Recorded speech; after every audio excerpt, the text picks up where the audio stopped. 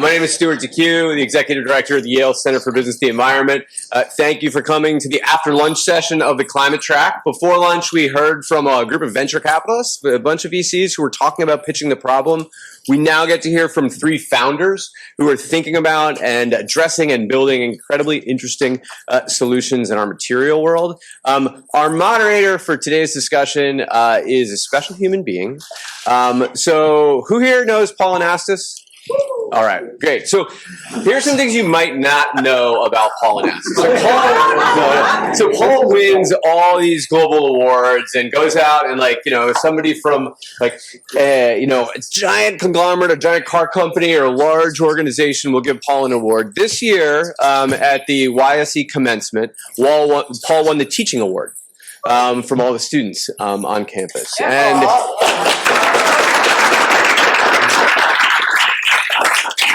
I think it demonstrates and shows the part of his personality, makeup, and approach as a mentor and a magnet for other people with good ideas and ways to support them. And he has invested in relationships and people over time that you see seated on stage next to him, you've seen in and around this place over the last couple of days, and has really been a remarkable force for kind of making this place more nimble, innovative, entrepreneurial, and asking better questions about the kinds of things that we need to solve. There was a student that came up the panel today. It's because a student came up to me and said, Paul asked me this incredible question about where I should focus my career. And he said, where do you find the largest absurdity?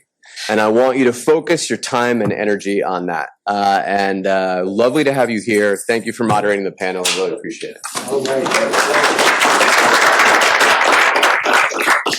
Thank you, Stu, for that very, very generous introduction. And I really want to say thank you to Stu and all of CBay for all you've done to create this wonderful forum. And I, of course, want to thank Yale Ventures for the larger event. But I mostly want to thank not just the panelists, but all of you, because this is an important discussion. Now, as you can tell, we have 3 founders on our panel. It says right up there on the slides, 3 founders. And there's a reason why I have tremendous respect for these 3 founders. And that is because, in the words of the great philosophers, Lenin and McCartney, you say you want a revolution, well, we all want to change the world. These folks are turning dreams and imagination and discovery into reality, changing the material basis of our society and our economy is absolutely essential. I have been correctly quoted as saying that the material basis of our society and our economy is somewhere between an absurdity and an obscenity. What do I mean by that? When I say absurdity, what do I mean by that? Well, if we look at the largest, by some standards, material producer, I'll go with BASF, shall I? Yeah. So BASF, of all of the different products that they produce, what's the largest thing they produce? CO2. When we look at the fact that, oh, and by the way, that's good business. When we look at the fact that the burning of and the flaring of natural gas equals about as much as that consumed by 40% of Europe's consumption, that's considered good business. Makes economic sense. During a time when these same oil and gas companies are making record profits, when we look at the fact that by all projections, there's going to be 50 megatons of fish in our oceans by 2050 and 50 megatons of plastics on our oceans by 2050. That's considered good business. It makes economic sense. How? Because we've created this thing called externalities. externalities, and all of a sudden it fits our business models and somehow it makes good business sense, while each of us has these materials building up, bioaccumulating in our bodies and in the biosphere. How many of you signed a waiver saying, sure, I don't care if things build up in my body? None of you, right? So that's what I mean by absurdity. So when we start saying, oh, these things make good business sense, they make good economic sense, at a time when, according to IMF, we're subsidizing that same fossil industry that makes 95% of all of our material goods to the tune of $11 million a minute. $11 million a minute. Would any of you like a few minutes of that for your? Yes. Give me a half an hour, I could change the world. So when I say absurdity, that's what I mean. And the reason that I have such tremendous respect for our three founders here today is because they're changing that reality. They're giving us a chance to recognize what's possible today and to be part of that change. Any of you who have the potential and influence to make what they've shown as reality to happen, you'll be part of a good thing. So I am going to turn to our founders because we have the policy here of letting folks introduce themselves, but I'd like you to not only introduce yourself, but also introduce your venture, what you're doing and why. So let's start with Connor, shall we? So, I think so. Hello. Hello. Great. Well, thank you, Paul, for that, and thank you all for coming. Quick background on myself, and we'll spend the most of the time talking about protein evolution. But my name's Connor Lynn. I'm the Chief Business Officer and a co-founder of Protein Evolution. I started the company back in October of 2021 with a Connecticut-based entrepreneur named Jonathan Rothberg. Prior to that, Jonathan and I had been working together on a series of ventures in life sciences, tools and diagnostics, medical devices. Some of those businesses are now public. Some are now large private companies. But all the while, during those couple of years, we've been working on a technology to design enzymes for a particular function. And we looked at a bunch of different applications across the material space. We actually looked at some more diagnostics applications and tools applications. But ultimately, we landed on what we're doing today at Protein Evolution, solving this plastics problem, after being approached by a very lauded polymer physicist, if you will. He spent the majority of his 40-year career making plastics and textiles more durable for this work and for work he did in self-healing rubbers. He actually was up for a Nobel in chemistry, but he went from being very lauded in the community he was in to becoming, as he describes it, a pariah, because plastics production went exponential, and with that, plastics waste went exponential as well. Today, there's about 460 million tons of plastic produced per year. The greenhouse gas emissions associated with that are more than all of the aviation industry combined. Plastics waste, on the other hand, when you just think about that number, 460 million tons, the US recycling rate is about 5%. So the majority of that production is ending up in landfills and incinerators. And just the emissions associated with that process is more than all the volcanic activity globally. And that's year over year. So what we're trying to do at Protein Evolution is change that. Can we take that waste that today is going to landfills and incinerators, use proteins or an enzyme as a catalyst to turn it back into the building blocks of new material and reintegrate it back into the supply chain? We're starting with polyester because it's one of the most widely produced types of plastic. Most people know the most common form of polyester, PET, or polyethylene terephthalate. It's in our water bottles. It's in our Nike shorts, Lululemon t-shirts, and there's 90 million tons of it produced per year. The majority of it, 66%, actually goes to the textile industry, despite most people knowing it, for bottles. And that's really where we're focused to start. Because while there's recycling infrastructure in place today for bottles and packaging polyester, less than 1% of textile polyester turns back into new products. And we do have an example of something we've done on display behind me, if you can see it. This is the world's first garment produced through the biological recycling of polyester waste.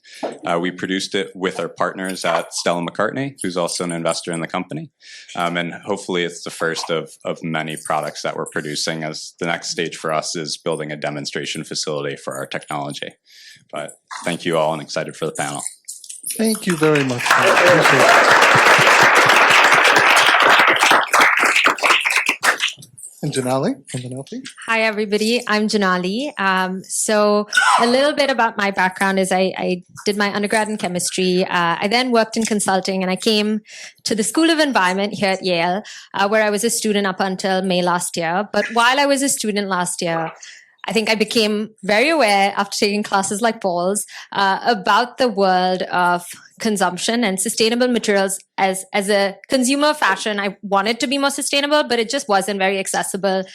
And leather was one of those which, as you become aware, it has massive impacts from carbon emissions, extreme water use.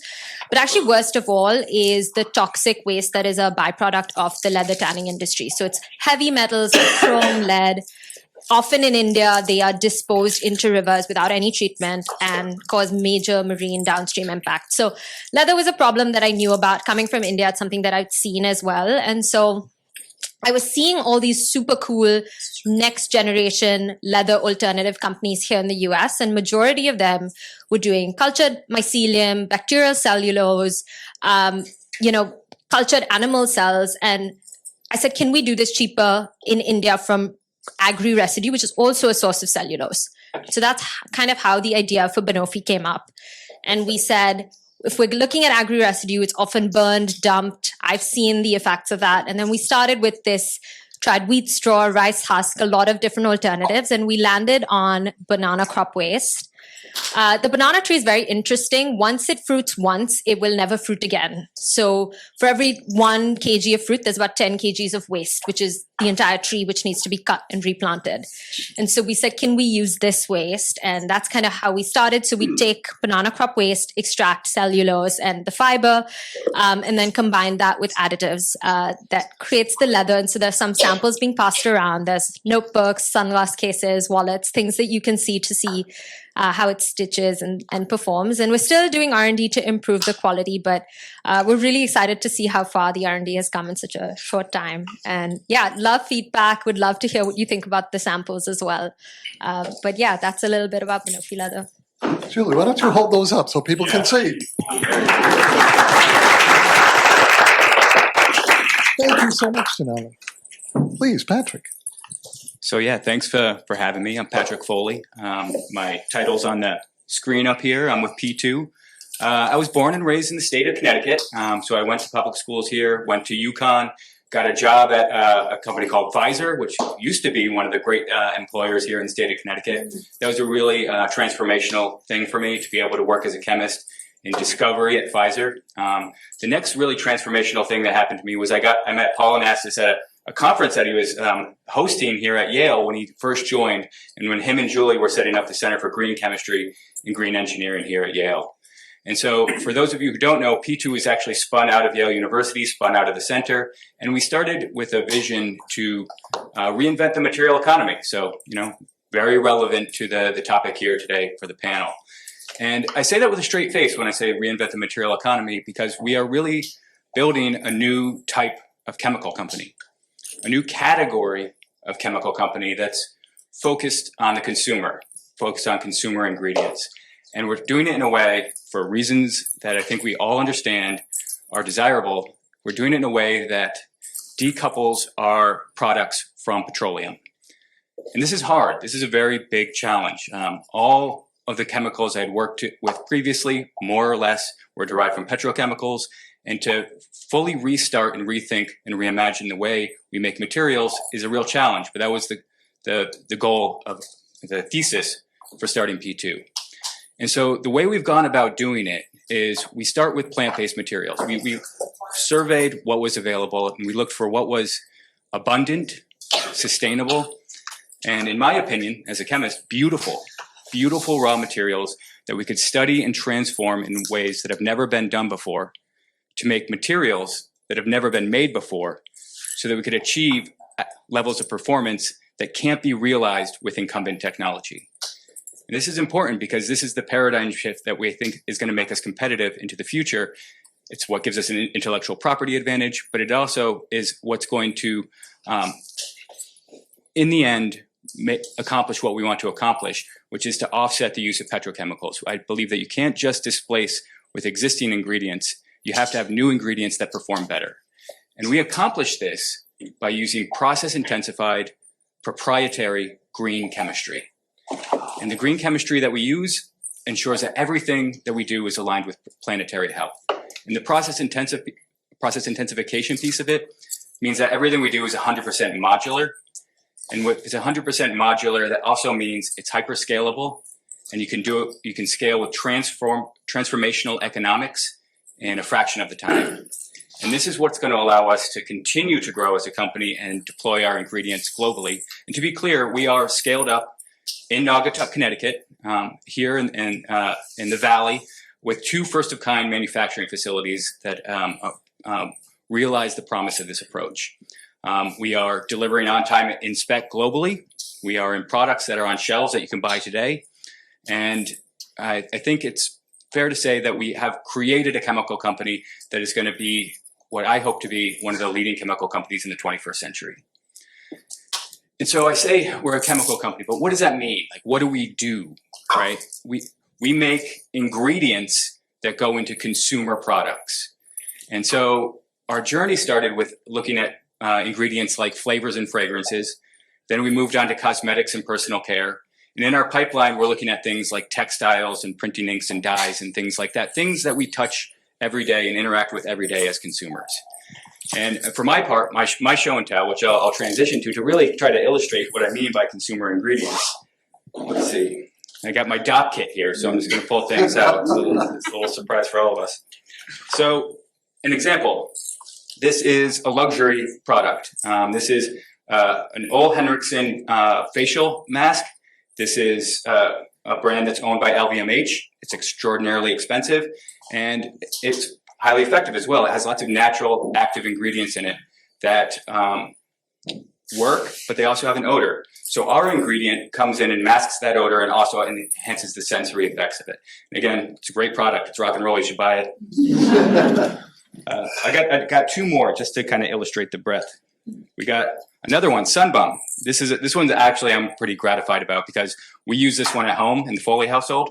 Sunbum is a sun care product, and we are in this product so that to help aid in the application and dispersion of the sun filters, so you get a higher SPF and you get just an overall better sensory experience. This is an SC Johnson owned company, so again, multinational brand that you guys are probably familiar with. And then the last one that I have here is Living Proof. This one, again, I'm quite gratified about. This is just the travel size. If you see it on the shelf, you're probably going to buy the shampoo bottle of it. But this is a styling cream that we're in a number of SKUs now, 3 and growing. But what we did here with Living Proof is we used our technology to offset the use of fluorinated chemicals. And so fluorinated chemicals used to be in lots of consumer products that we use, especially in hair care products where they perform really well. And Living Proof came to us because they wanted to phase these materials out, and they were looking for next generation performance. With that, they weren't looking for a renewable ingredient. They weren't looking for a natural ingredient. They were looking for a high performance ingredient. And because, as I mentioned before, we're doing new chemistry, we can access that level of new performance. And as a result, they phased out their products with their new hero ingredient. And I, again, really encourage you to go buy your Living Proof products on the shelves today. And hopefully that gives you a sense for who we are as a company and what we're up to. And I just want to say it's an exciting time to be at P2. We're, have a lot of commercial momentum, and I'm grateful to be here today.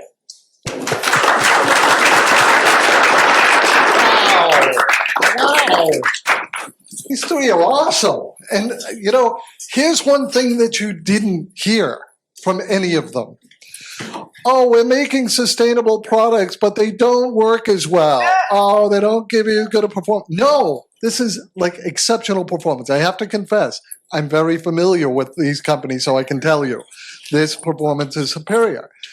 And I just want to ask, because I'm guessing that, all of us are talking, we've been in a session on climate, and we all recognize, I'm guessing, that in a barrel of oil, that about 50%, roughly 50% of the value comes from 90% of the volume. That's the fuel, right?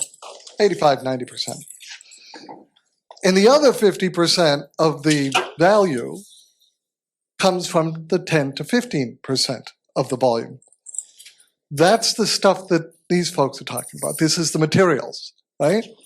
So if you start thinking about a transition that's necessary for the defossilization of the economy, you look at that 10 to 15% as the lever that is essentially making the economics of petroleum work, right? So this transition is not only better performance, it's also better for our overall decarbonization goals.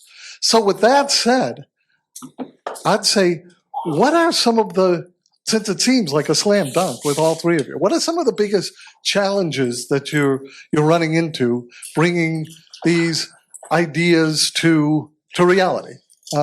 So toss out some of the challenges.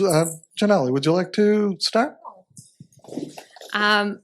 Definitely might seem like a slam dunk, but it is quite a journey. And I think some of the biggest challenges, at least for our space, we're looking at an industry shift, right? We've seen it with, let's say, plant-based milk. We've seen it with fur being kind of stopped overnight. And leather, that shift has not come yet. And so we're doing this in anticipation of that. But as the fashion industry is slow to move, and seeing that journey is kind of challenging, where we're actively prototyping, getting ready for that shift.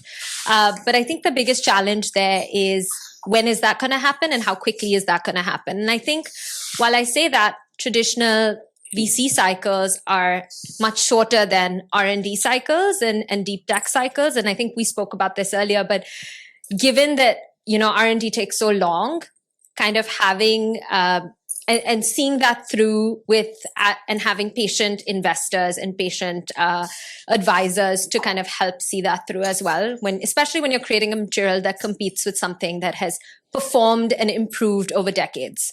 So I think those are kind of the big challenges on R&D and kind of seeing that shift happen in the market. Got it?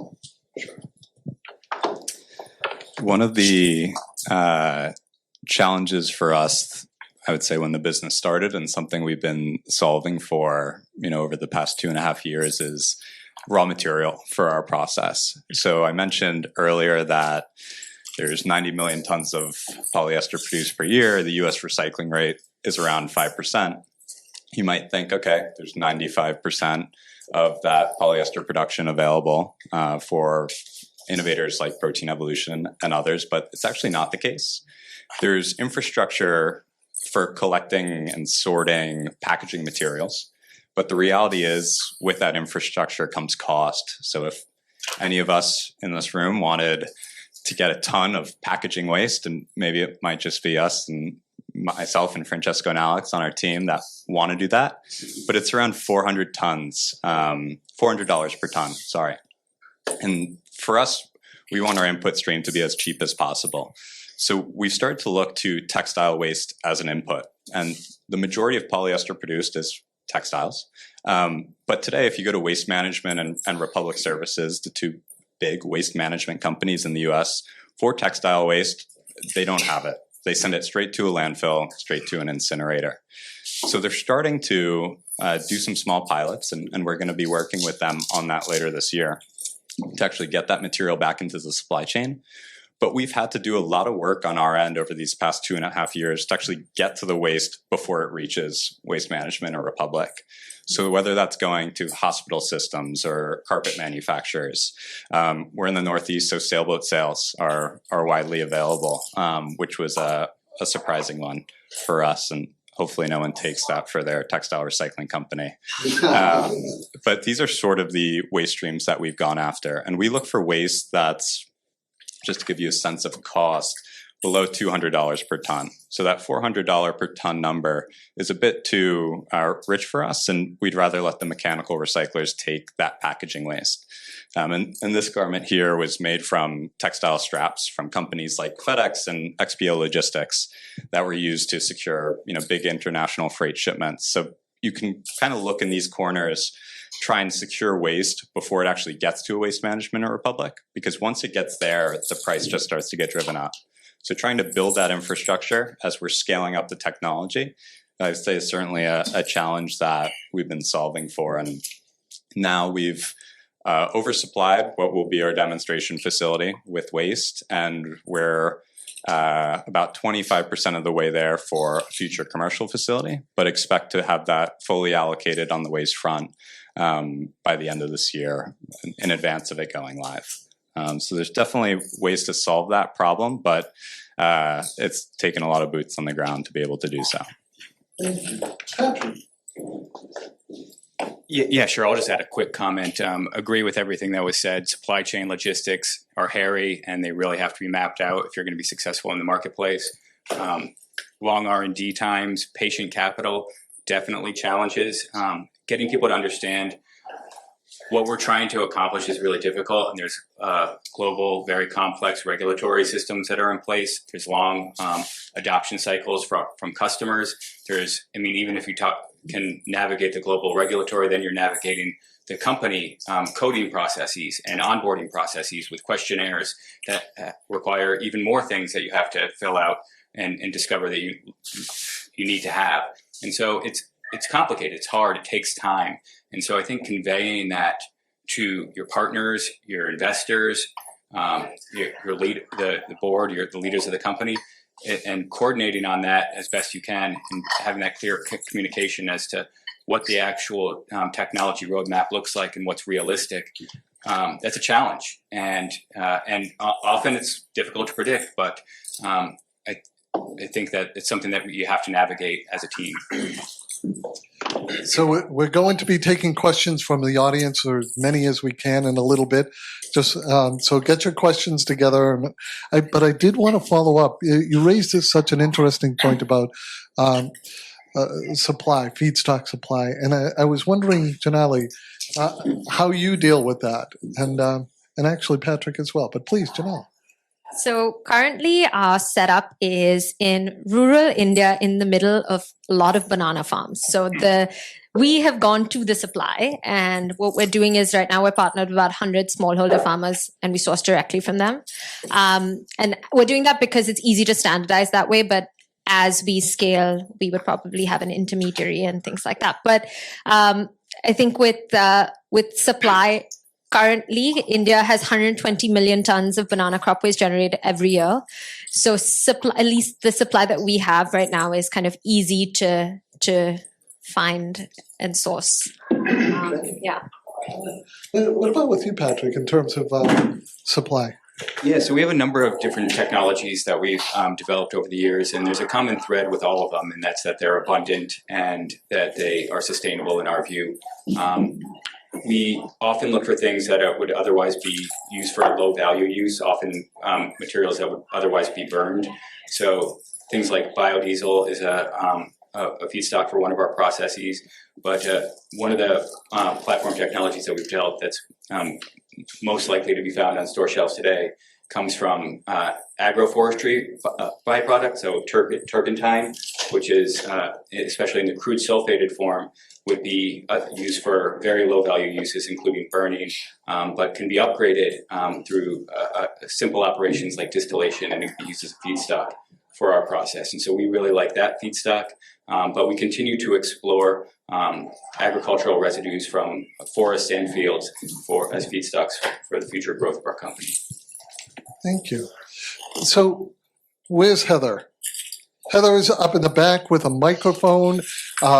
We have a question right over here, Sam, and then we have a couple down here afterwards. Please wait for the microphone because the questions get to be heard in all of our overflow rooms, which I think there's a couple. So please, Sam. Thank you, Paul and Patrick, Janelle, and Connor. Congratulations on the success you have had to date. My question is around the supply chain. I think you were also talking about, because I know P2 Science has backers like BASF, Unilevers of the world. How are you thinking about bringing the players across the supply chain to create a pool as opposed to pushing into the market? Because I think generally pull is easier. If you can have the suppliers already demanding your product as opposed to pulling or pushing, I should say. I'll just offer a brief response to that, and I think that you kind of have to create the pull. You have to create the pull by delivering technology that uses different feedstocks, because what they're ultimately looking for are performance ingredients. And if you can deliver higher performing ingredients from different feedstocks, the pull, the momentum is there. You can make the wave and ride the current. If you're not doing that, then you're relying on existing supply chains, and I don't think you get where anybody wants to be going. And to be clear, the multinationals, every chemical or branded formulated product company that we deal with, they are highly motivated to adopt better technologies, greener technologies into the future. There's just a dearth of options for them. And so you have to create the options, and then there's the pull. I don't know if you want to add anything to that? Sure.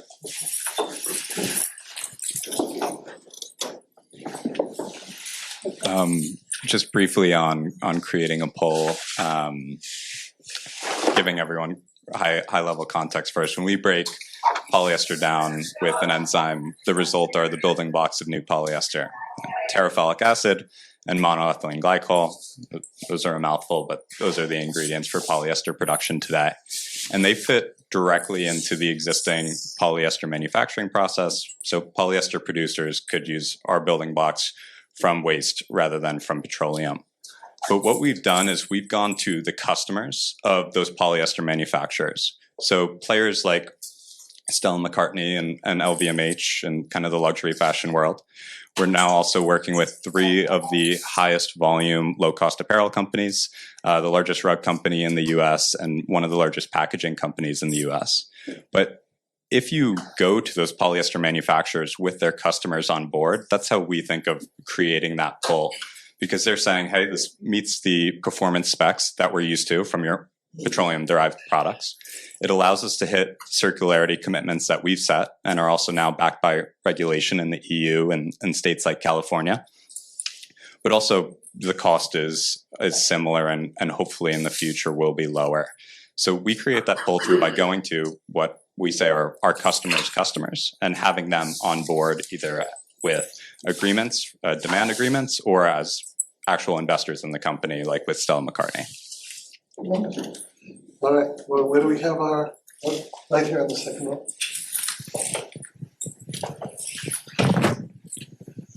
Great, thank you. Great panel, guys, thank you. So it's a question for Connor. So Connor, similar to how the global carbon markets are being funded to sequester carbon through the carbon markets and carbon credits, with the $400 a ton for supporting the infrastructure costs, have you looked at plastic credits and the potential there?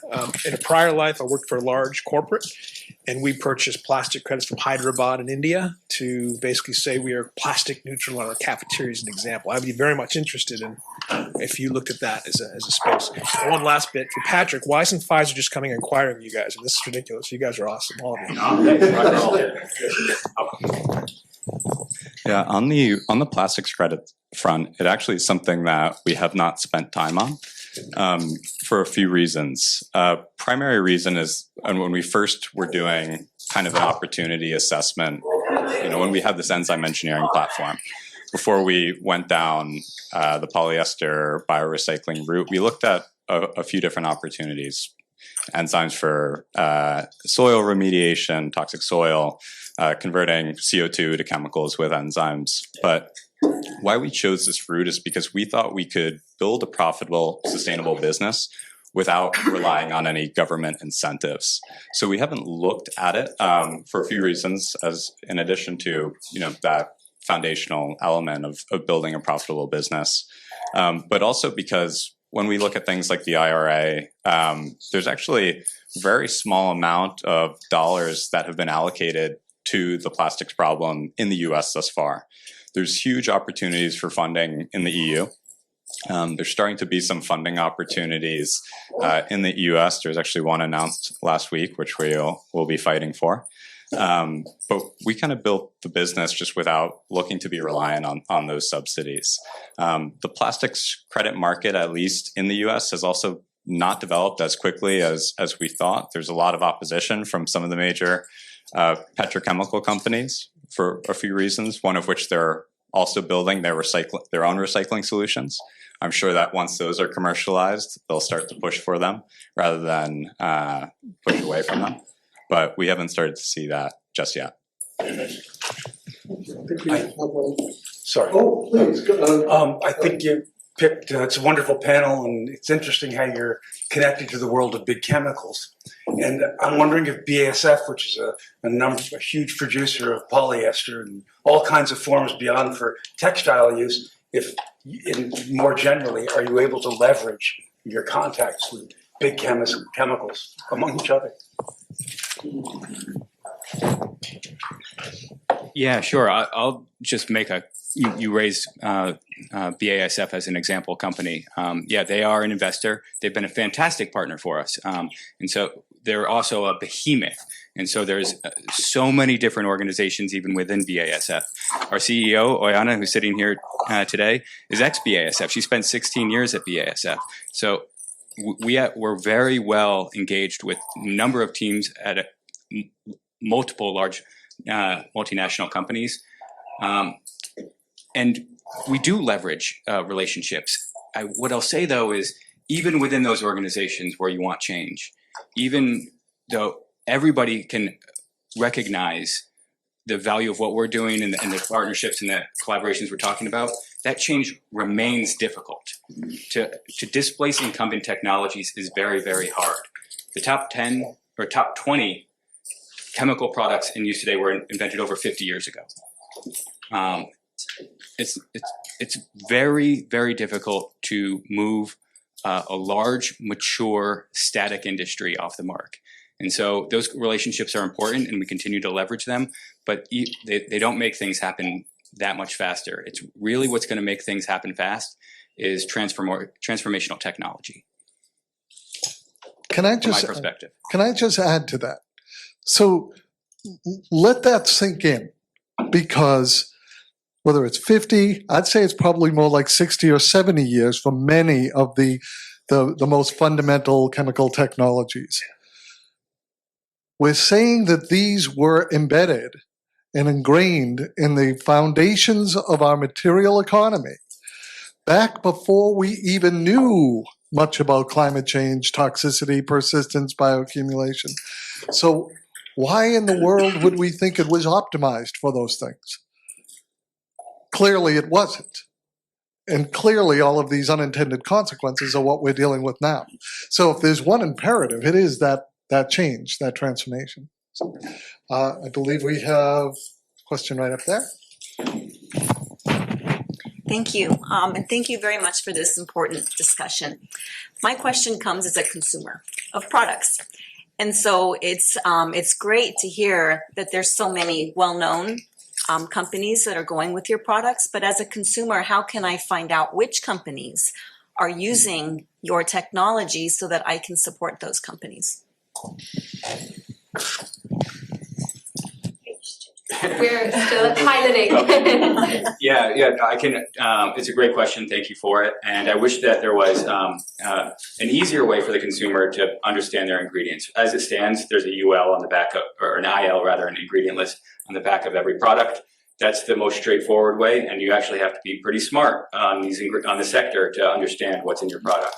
That's a very high burden for your average consumer. And so some of our partners, for example, Living Proof, you can just go on to their websites, their social media activations. It's co-promoting the use of P2 ingredients, the use of green chemistry. And so we love to see that. And that's going to happen with certain launches and certain products, but not all of them for sure. And so more broadly, there's, consumer groups that like the Environmental Working Group and Paula's Choice and other websites that you can go to look at consumer ingredients in the personal care space. I'm broadly supportive of their efforts, but it remains a challenge. So I wish I had a better answer for you. I mean, I'd be happy to hear everybody else's thoughts as well. We don't have anything to add there. Yeah, I mean, we're actively piloting, but I think another challenge that you mentioned for us as well is there's this advent of vegan leather, and everybody thinks that vegan means sustainable, but most often vegan leather is plastic. And so now we're having to say we're vegan, but we're plant-based, we're much more sustainable.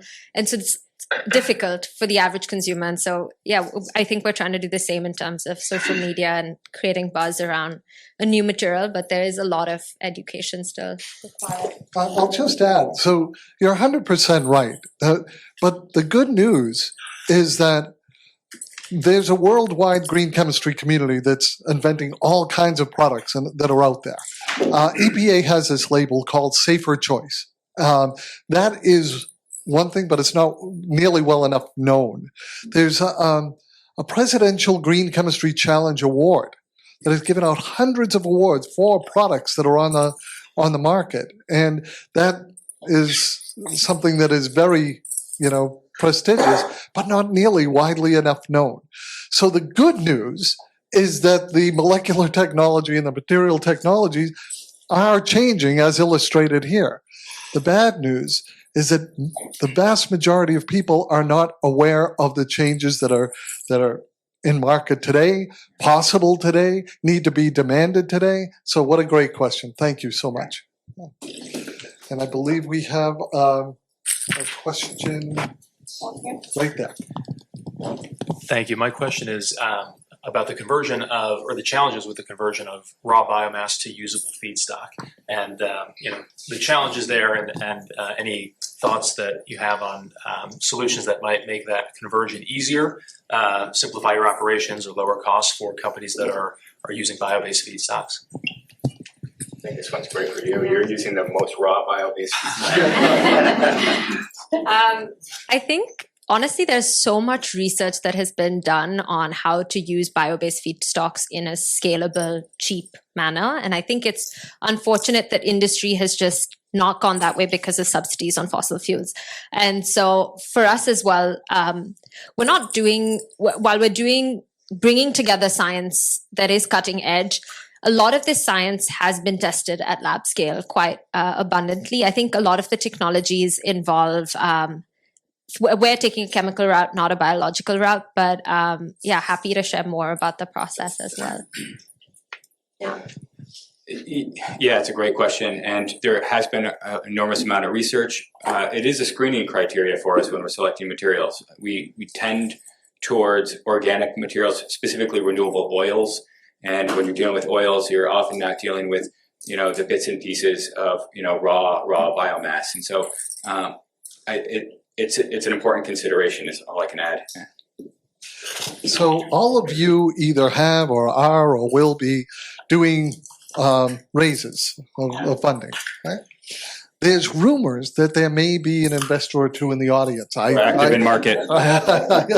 I cannot guarantee this. I would not point them out. But what I would say is, since to me the value proposition for each of you is so obvious, is so self-evident, because basically from where we started, our current material economy is might be toxic, but at least it's bad for the planet.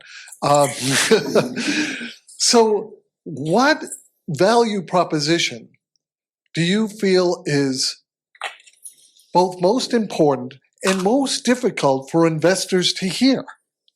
What is it that investors have a difficult time processing when you're making the value proposition? Is it because of the models that are used, because of the metrics that are used, because of old myths and biases? What is it that you found in your discussion with the investor community?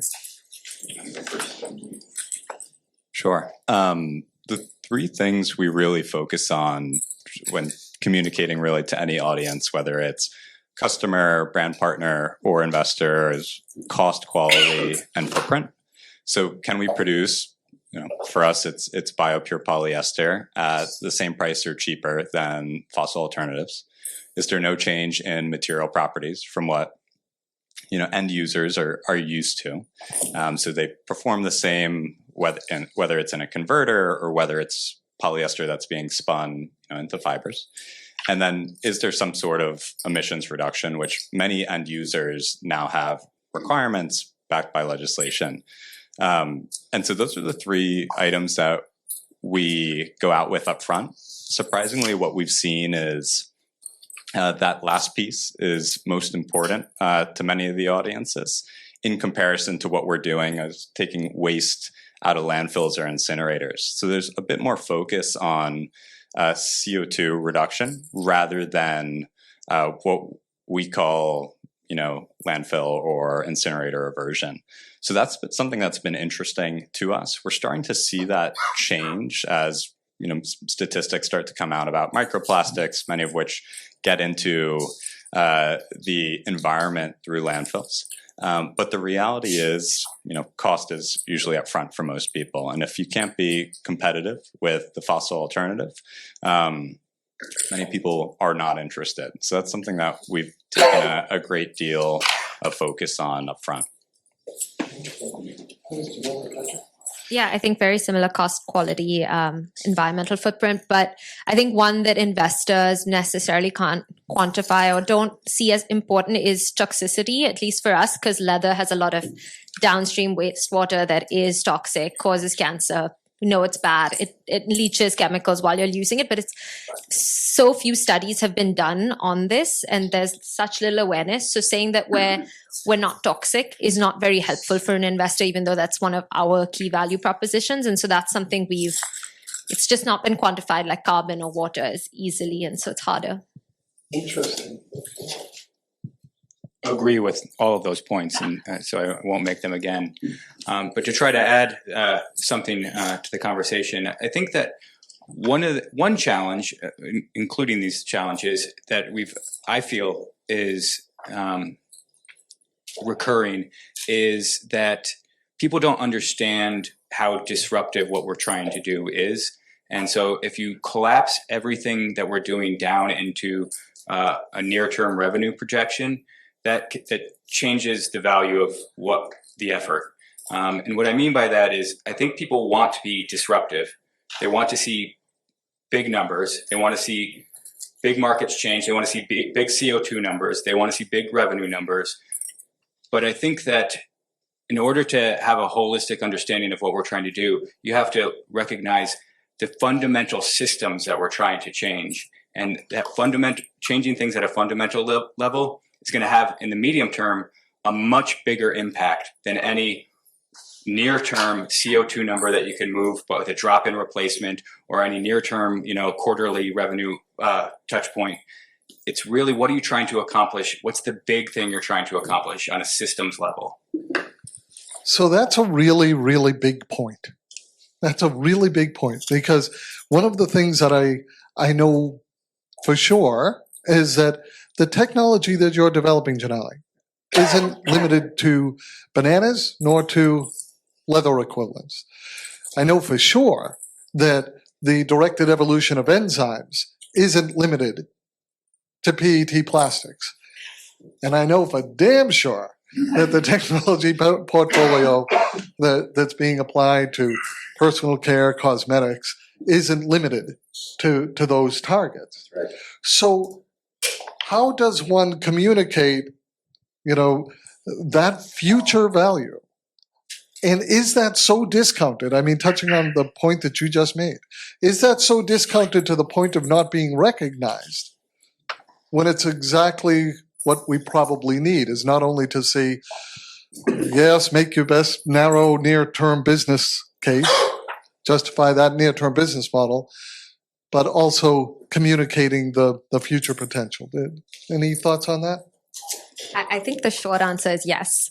And especially because we're not just a leather company. The technology that we've developed of biomass to leather can be scaled across multiple different applications. And we've just started with leather. And so, but figuring those out and figuring which ones to go after is part of our R&D type pipeline, but it's definitely something that is hard to quantify today. And so it definitely gets discounted.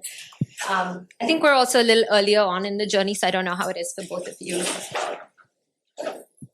Yeah, no, I think it's often overlooked, and but I don't want to also suggest that it's not important to build a business that's profitable, that's hitting metrics. That's critically important, but it has to be taken alongside the bigger vision, and getting people aligned with the bigger vision in short order. It can be really challenging.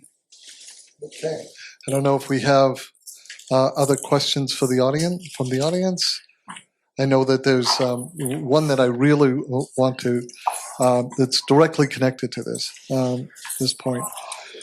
So we're hearing about the current businesses and how exciting they are and the performance that you're getting. In your over-the-horizon vision for the future, if things were to go just perfectly, things were to all hit, you were to go where you wanted to go. Tell me what 10, 20 years looks like for each of your companies. Why don't we start with you, Connor? Sure. So at Protein Evolution, we have a 10-year goal of 1 million tons per year of production capacity for our BioPure polyester. So that's spread across 5 facilities. We're starting to think about what that first commercial facility looks like.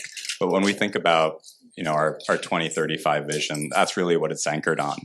And similar to what Patrick was just hinting at, and building that foundational business that's profitable, that's really where we've started to look at non-polyester biorecycling applications in materials like nylon and polyurethane, which is used for most vegan leather today that Janali was talking about. It's just another synthetic polymer of plastic. But that's really what it looks like for us. So it's achieving that 1 million ton per year production capacity vision for our core application, but also starting to move into enzymes that can remediate, biorecycle other important synthetic materials that today have no solution in the market. I think our vision is changing quite rapidly. I think now that for the last part of the last 2-3 years, it was developing a viable leather alternative. But now that we have, I think there's a lot of potential across the fashion value chain that we're looking at. So we're looking at bio-based down, bio-based fur. We're looking at bioplastics, kind of scaling what we have. And what we've done with this leather is develop a bioadhesive that has gone into this leather. It's developing a way of cellulosic extraction that can go to us. So we're now looking at each component that has gone into this leather and seeing where it can go across different industries, and that's something that we're looking to figure out soon. Yeah, I mean, I think we're all ambitious. I want P2 to be one of the iconic companies of the 21st century. Not chemical companies, just companies full stop associated with innovation, beauty, sustainability, and performance. Wonderful. We have more than a few students in this room. Each of you were a student here at Yale, in one form or another, in one school or another. What advice would you give to those students who, obviously, because they're here, they're interested in entrepreneurship and exactly the path that you've blazed? What advice would you like to pass along to them? I'd say first piece of advice, and maybe something that I didn't do until my final year as an undergrad here, is to really leverage the Yale ecosystem. When I think about how it's impacted Protein Evolution it can actually account for 100% of our first round of funding of about $20 million, all through Yale connections, whether that was our lead investor, whether it was the largest follow-on investors. All of it can be traced back to Yale. When I think about the talent pool at Protein Evolution, we now have about 25 people, 5 of which are either Yale undergrads or Yale PhDs. And then when we think about just our advisor network, whether it's our scientific advisory board, commercial advisors like Paul, who sits on our scientific advisory board, and Jonathan Rothberg, who's the chairman of the company and a scientific advisor, it also traces back to Yale. So whether it's setting the direction for the company and the strategy, funding that direction and strategy, and then also the resources, the people on the ground to actually build it out, it all stems back to the Yale ecosystem.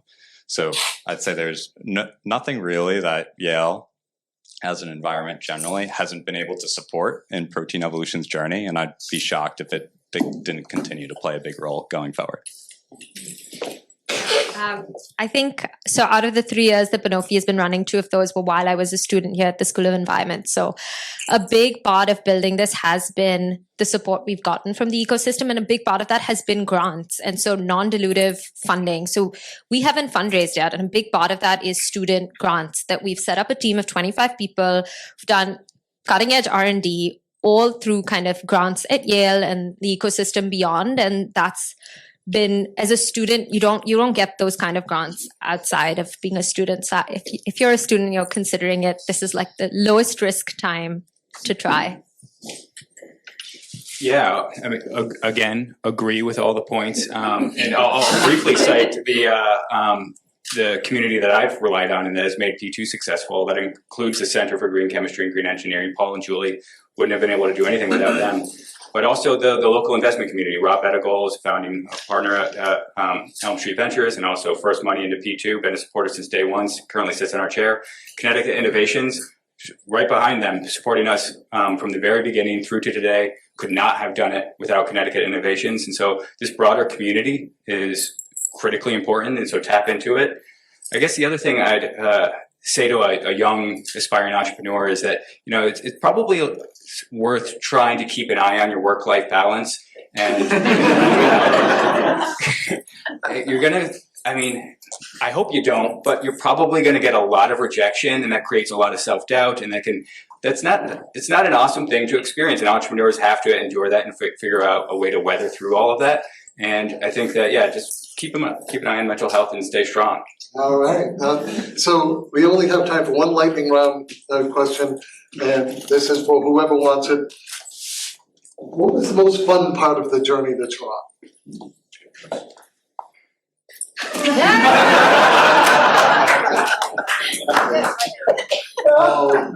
Okay. I'll say every single day is the funnest part of the journey I'm on. And I say that with sincerity because every day we make progress and you look around the room and you see what your team's been able to accomplish. And if you can do that thing that I was just mentioning with work-life balance, keeping a focus on mental health, and you can appreciate how far you've come, and you can look back at any given moment and see what you've created, that's the best part.